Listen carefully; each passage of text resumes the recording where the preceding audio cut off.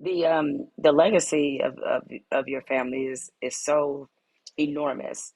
Um, was it ever a struggle for you to embrace it? I mean, you're gonna be a king regardless. I mean, I get that Yeah, I'm part, gonna be one but all the time. all the Yeah, time, I mean, I it doesn't tried. matter. First of all, I ran from my ministry calling for eight years because of that. Because I was like, look, I want to be Bernice.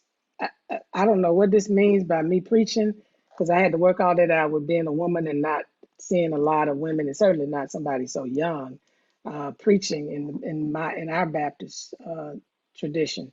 Although my grandfather was pretty progressive because he had one woman who was licensed to preach um, in the congregation. But it was like I need my own identity. And then I didn't want to study because I was called as I got a little bit older and understand, okay, I'm probably going to have to yield to this because it's not going away.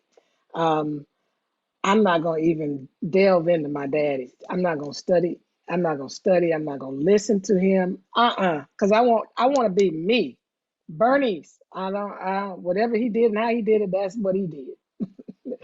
Let me find out what I want to do and how I want to do it on my own, track. So, it wasn't until I was in my 30s where, other than in theology school, I had to take one course about it. It wasn't really until when I was in my 30s that I started opening up to reading and listening.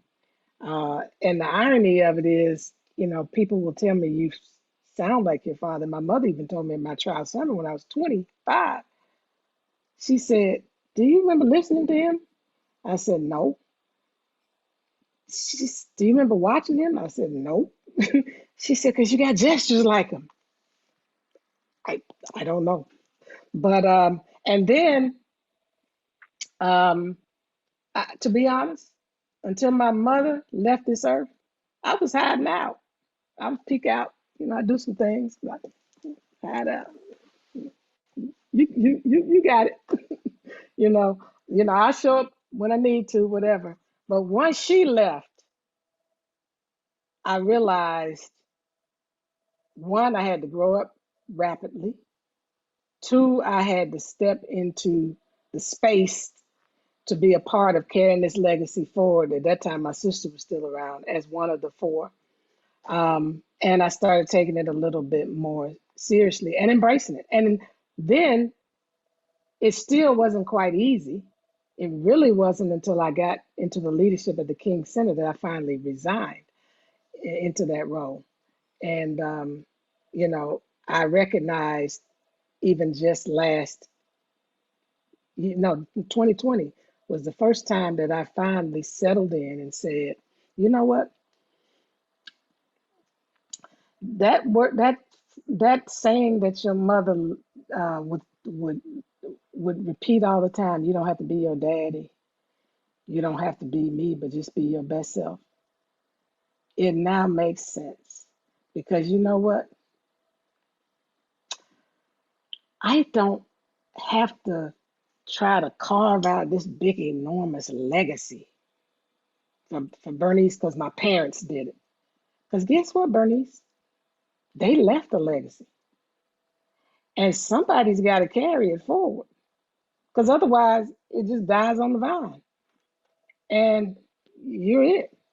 So when people ask me now, what is your legacy? I tell them, look, I happen to be blessed with generations of social activists. I'm continuing in that tradition and in that vein because my great grandfather, my grandfather, my father, my mom, they were all social activists and humanitarians, human rights leaders.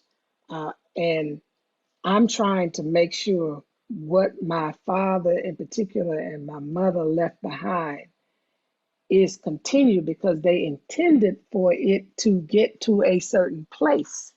So I got to add my bit to this, and my responsibility is just to figure out what is my part in carrying this forward instead of trying to figure out, what's Bernice's legacy like separate and apart. It can't be.